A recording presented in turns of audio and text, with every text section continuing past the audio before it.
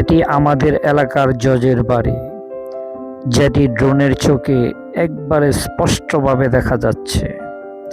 আকাশ থেকে বোঝা যায় বাড়ির সুন্দর সার্কেল এবং চারপাশের সবুজ পরিবেশ, ছোট রাস্তা, গাছের সারি এবং বাড়ির আঙ্গিনা সব একসাথে ভিজুয়াল অভিজ্ঞতা দেয়।